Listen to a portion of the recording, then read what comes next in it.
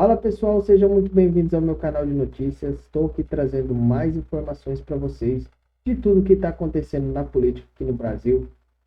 Se você não é inscrito no canal, se inscreva, deixe o seu like e ative as notificações, que isso vai fazer uma enorme diferença para mim aqui na plataforma do YouTube. Também vocês vão estar sempre conectados de tudo que está acontecendo aqui no Brasil, na política no Brasil. Pessoal, está acontecendo aí reuniões. Ministros foram até o Supremo e estão querendo o impeachment do Alexandre de Moraes, né? E tudo indica que isso vai acontecer a qualquer momento.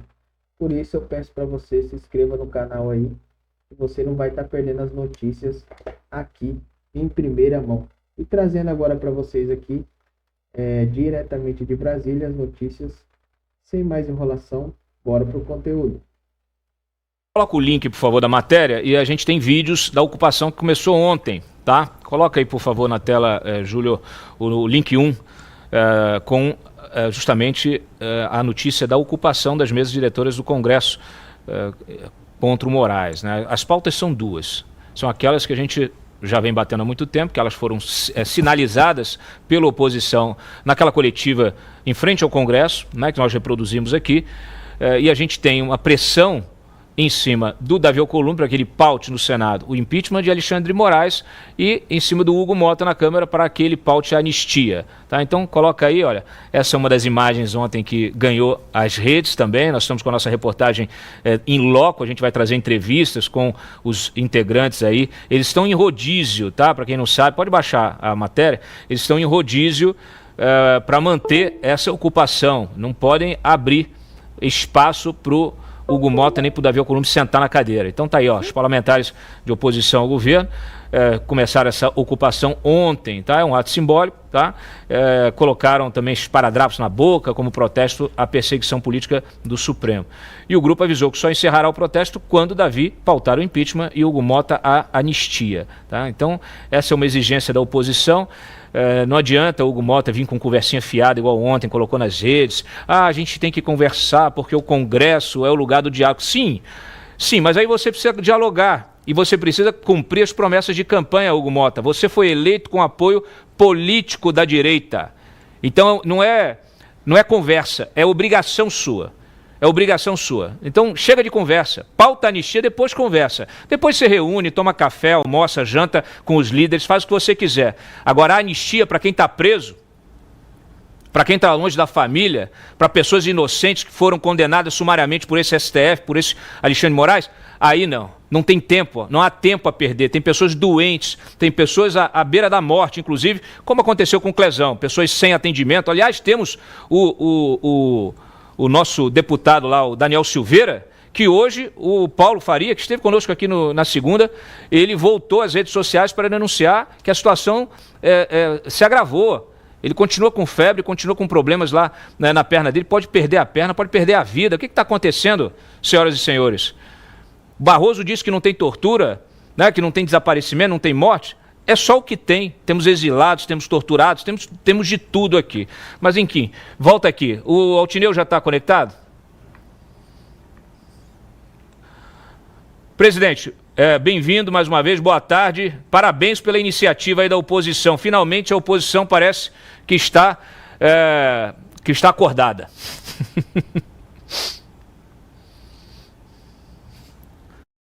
Tá sem áudio, tem que habilitar aí o áudio.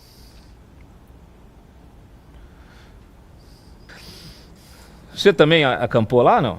Você tá todo arrumado, tomou banho? Acho que não. Não, foi lá de manhã, inclusive. Foi? Encontrei, a turma tava o Zuco com uma cara de sono, assim, com chimarrão na mão e tal. Então, o pessoal fez essa mobilização porque, se você se lembrar, na campanha, você citou a campanha do Hugo Mota.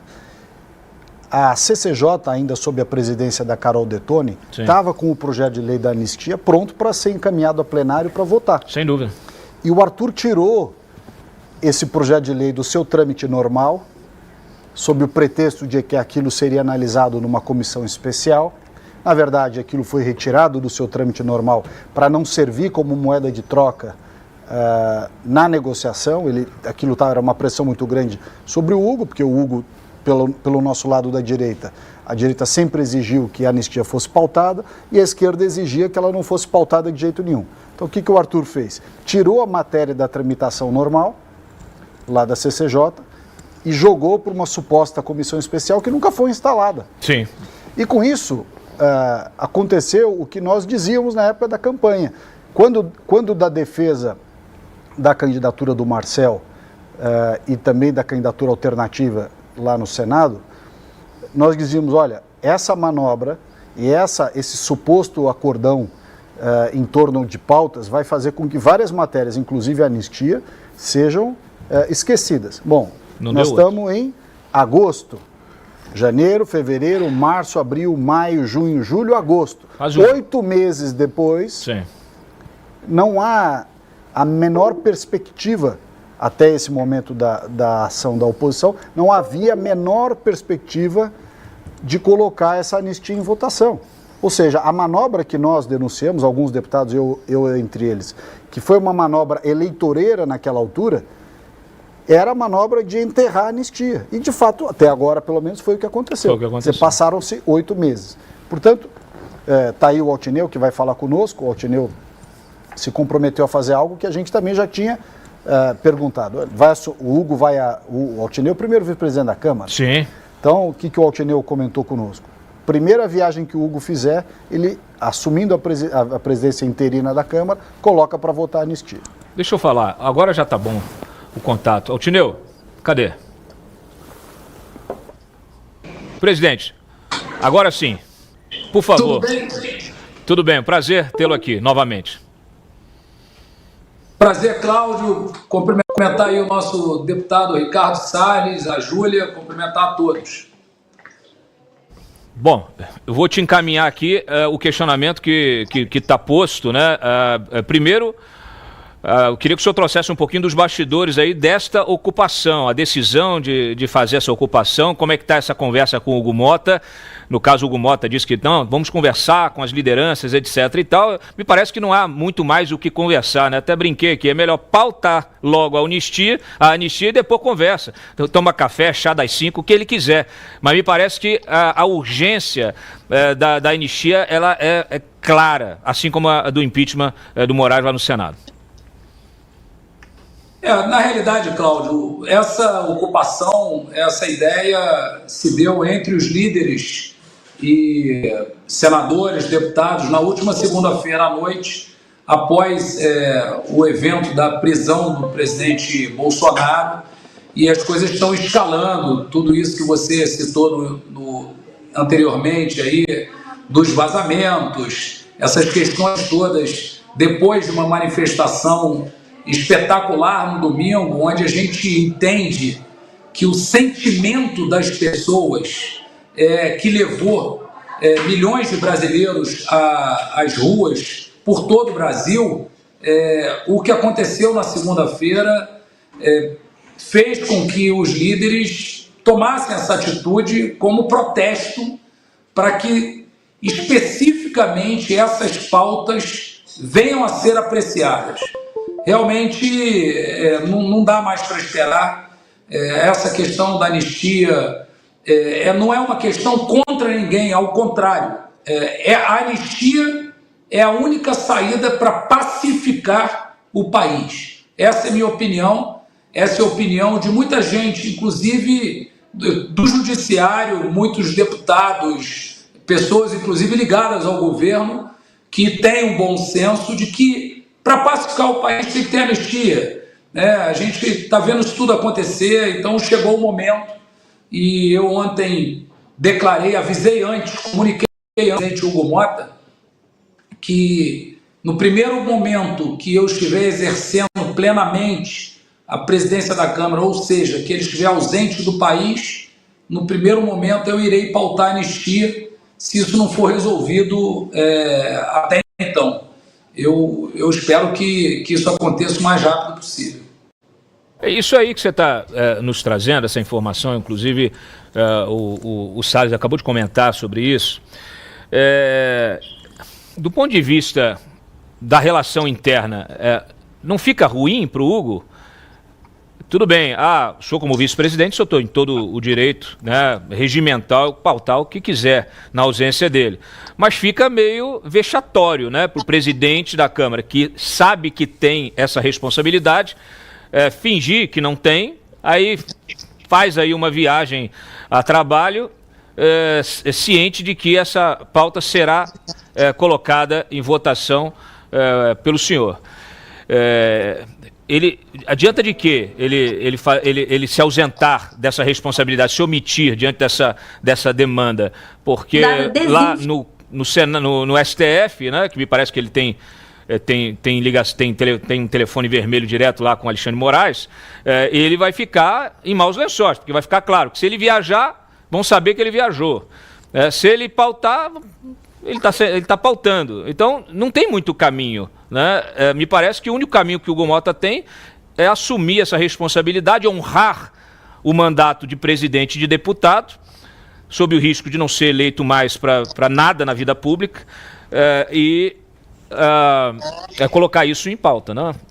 Em votação. Cláudio, eu primeiro vou voltar a um ponto. Eu fui alvo de críticas da direita pelo Brasil e não respondi essas críticas porque eu não ia debater sobre isso, que não adianta. As pessoas têm que entender o processo legislativo aqui. Eu sou o primeiro vice-presidente da Câmara. Quem comanda a pauta é o presidente da Câmara. E existe uma confiança, e é assim que deve existir, não é na Câmara dos Deputados, é assim no Senado, nas Assembleias Legislativas. É quando um vice-governador ocupa o cargo de um governador, ou quando o vice-prefeito ocupa um cargo de prefeito. Existe uma institucionalidade de respeito. Tem que haver diálogo e entendimento para não haver uma quebra de confiança. E naquele primeiro momento que eu ocupei a presidência da Câmara 2, 3 vezes, fui alvo de críticas, mas no entendimento, inclusive do nosso partido, eu não poderia pautar se o presidente Hugo Mota deixou o Brasil sem avisá-lo ou contra a vontade de todos os líderes. Não dá para fazer uma coisa assim. E por isso fui alvo de crítica. Por que o Altineu, quando sentou na cadeira, não pautou? As pessoas falam, porque às vezes a pessoa não tem conhecimento de como funciona esse rito e esse respeito. Na política, o que vale na política é a palavra. Eu não posso desonrar a minha palavra da institucionalidade do cargo que eu ocupo. Mas o que aconteceu ao longo desse processo é que o diálogo e o entendimento, isso foi acontecendo e se esgotando. Quer dizer, hoje, eu sinceramente, a Câmara é Câmara dos Deputados. A Câmara não é Câmara do presidente Hugo Mota, do vice-presidente Altineu, não é Câmara dos Deputados do governo, não é Câmara dos Deputados da oposição, é Câmara dos Deputados. Então, aqui é o seguinte, existe hoje quase 300 assinaturas para votar a anistia. Já existia lá atrás. E aí isso ficou sendo seguro. No momento que o país está vivendo, para pacificar o país, na minha opinião, nós temos todos os instrumentos para pautar a anistia, que é a maioria dos deputados que apoiam. Então, a minha proposta é que a anistia seja pautada imediatamente, a urgência da anistia, e discutir o texto, que é o texto de colocar tudo que tem que ser colocado ali, que, aliás, já existe, inclusive o texto do relator, do deputado Rodrigo Valadares. A política é assim, não tem mais por que esperar. A anistia não é contra ninguém, é para pacificar o país, fazer justiça com aqueles que estão passando esse momento aí, que muitos não deveriam estar passando por isso. É isso aí, pessoal. Ainda vou deixar mais uma matéria aqui para vocês, diretamente de Brasília, dos governadores Tarcísio Mendes e outros governadores de direita e centro-direita armam um encontro em Brasília. Reunião está prevista para acontecer nesta quinta-feira, no início da tarde, no escritório do governo de São Paulo, na capital federal. O governo de São Paulo, governador de São Paulo, Tarcísio Mendes de Freitas, republicanos, e governador de Mato Grosso, Mauro Mendes, União Brasil, são alguns dos confirmados para um encontro de governadores de direita e centro-direita. marcado para acontecer nesta quinta-feira, dia 7.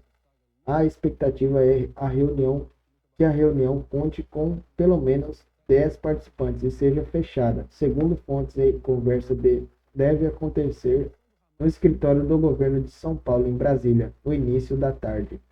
É isso aí, pessoal. Se vocês não são inscritos no canal, se inscreva, deixe o seu like e ative as notificações. Isso vai fazer uma enorme diferença para mim aqui na plataforma do YouTube. Valeu e até o próximo vídeo.